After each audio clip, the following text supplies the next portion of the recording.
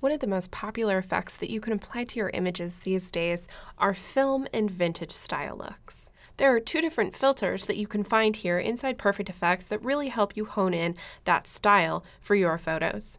The first is the vintage filter. There are many different options that you can choose, as you can see on the left-hand side in your filters library.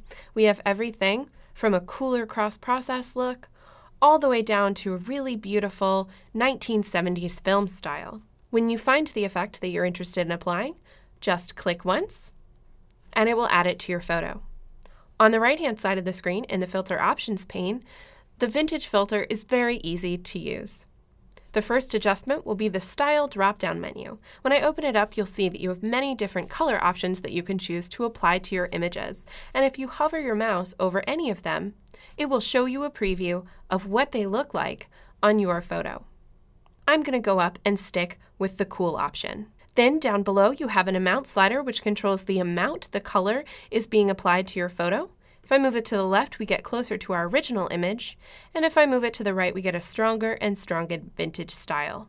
Then we have a saturation slider so that you can adjust the saturation of your base image.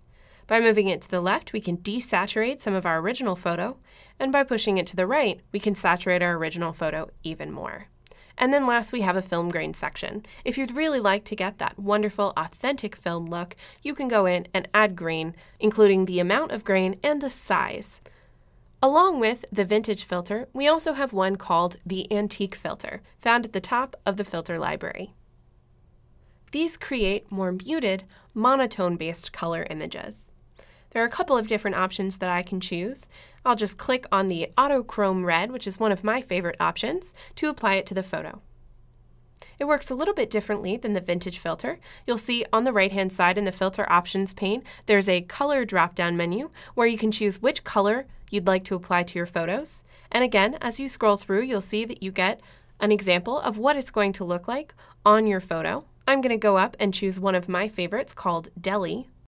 Once I have it chosen, I can then go up and adjust the brightness of the image by moving it to the left to darken it, or the right to brighten it.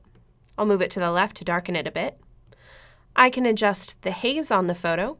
This adds a soft fog to the shadows in your image, which can create a beautiful faded film look. I'll take the haze slider and move it over just a little bit. And then last, there's a saturation slider. Again, this just affects the saturation of your base image, which I'll pull over a little bit to the right. Last, just like with the vintage filter, you can apply film grain, including the ability to adjust the amount as well as the size. I'll move the amount slider over to the left to reduce the grain just a little bit. Both of these filters can create beautiful and very unique film style looks for your images. They both work great completely on their own or combined with other filters of your choice.